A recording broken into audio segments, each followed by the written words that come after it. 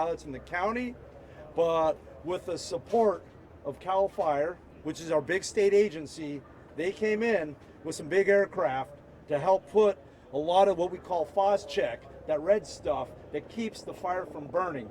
Now, right now we do have a lot of homes that are impacted. I know you have a lot of concerns about closures in the area. We do have some homes that are evacuated, 200 of them, and we also have communities that want to get back in and they want to get back out.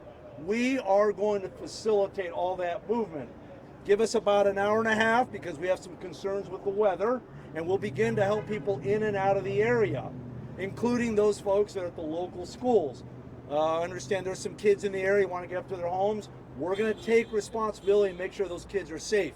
The burden of command is on our shoulders. That's what we do when we come together at these incidents. With that, that's the extent of the fire. Commander Pollock can talk a little bit about the Los Angeles Police Department deployment. Thank you. Thank you, Corey Palka. We have approximately 50 police personnel here at scene who are up in the areas that have been evacuated, assisting with those who have sheltered in place and assisting with those who may have any questions. We will remain here for the next several hours and reduce it to a smaller footprint overnight, but we do anticipate being here early into the morning. So far we've had nothing but cooperative folks up in the hills. I realize it's a difficult and stressful time, but due to the training and the relationships we've established, so far so good. Excellent, thank you. Thank you. I'll take a few questions and then I'd like to turn it over to a local council member. A couple of things that you're going to want to ask is, what is the cause? We do not know the cause. We have our investigators on scene. And the reason is because we still have a lot of heavy debris, rocks, landslide areas coming down in that area of the origin, and we still have a lot of equipment there. But we do have our arson investigators are on scene, and they've looked at an area where they can determine what we call the origin. That doesn't mean we have a cause yet. The other thing is we have 2 injuries, one a firefighter, minor injuries, and a civilian who we transported complaining of some type of moderate respiratory distress. So that's kind of our overview there. I'll take a few questions and then I'll throw over to the council member. Chief, yes, sir. Chief, why are we seeing continual loom ups that are coming here about every 20, 30 minutes? Yeah. You're seeing wispy smoke, Yeah. all of a sudden you get a pillar coming up. Is this thing moving northeast? Is it moving into canyons with fresh brush? Yeah, no. So Pete's question is, why do we keep seeing smoke? Is because the fire is burning into some unburned areas that we purposely set up a perimeter. So we want it to burn up to a perimeter. So you might see continual smoke columns rising, but once it reaches the top and the contingency lines, you'll see less and less smoke, and that's why you see it. So with the narrow roads up there? Yes. Have the narrow roads up in the hills caused any problems getting resources up there? So the question would be road access. We've had no access issues up in that area. That community, first of all, is very well aware of the areas they live in. So we've had no issues. In fact, we've had nothing but cooperation. So what is your biggest worry now? Do you have a containment line on this and you're just concerned about a change in the weather? So the biggest concern right now is we've established basically a perimeter around the fire where we have set broad objectives. And for us, it's let's make sure it doesn't get out of that containment area. So far, it is not out of that containment area. We generally make that containment area a lot bigger just to ensure wind changes and whatnot. I did receive a spot weather forecast. The winds will be behaving for us. I think we'll be in the 15 to 20 mile an hour wind range, and we do have a pretty good perimeter on it. What we're going to do, our concern is really for everyone to know this, is that we will be expecting more fire weather as the week progresses. And because of that, we're not going to leave any stone unturned in this community, because our concern is to make sure that these lines are contained and make sure the fire doesn't go outside. So by Thursday, we'll probably have a better sense of the weather.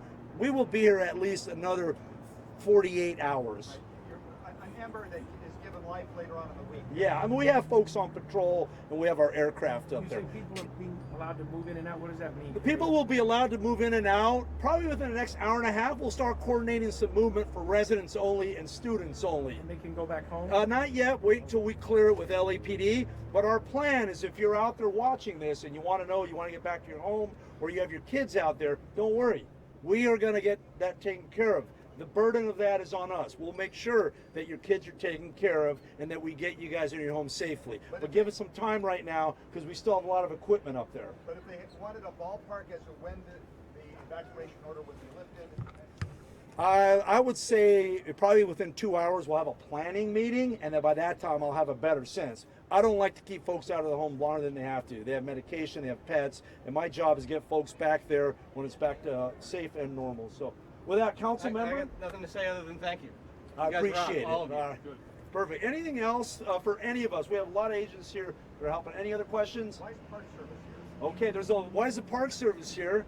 There's a lot of area up here that's actually federal National Park Service, and if you hike the Santa Monicas, you'll know, or you may not know, that we have the MRCA, which is one of our partners, and the National Park Service. There's federal lands back in there, and there's a Park Service contingency. Was the civilian who needed treatment, was that a homeowner or was that a homeless person? I don't know. My assumption was an individual who was in the area, but I don't know who they were. I can get that information. Normally, we don't like to comment on the people just because of the private, private medical information. Did I miss any questions? Does anybody want this in Spanish? Look at us. Okay. Yes. Well, we can do one in Spanish, and then is there anything else?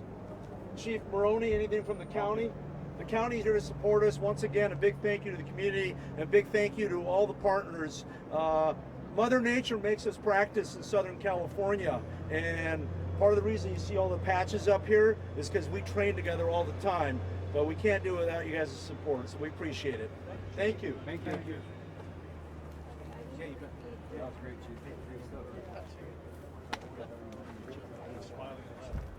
Hey, thanks for the support. You bet. Thank you. No, you guys are Okay, habla español. No, you have been. Okay. The firefighter who was injured, what are those? I think it was I want to say it's a minor injury. I don't know the extent of it. No. And nothing significant. I mean, maybe not significant to us, but could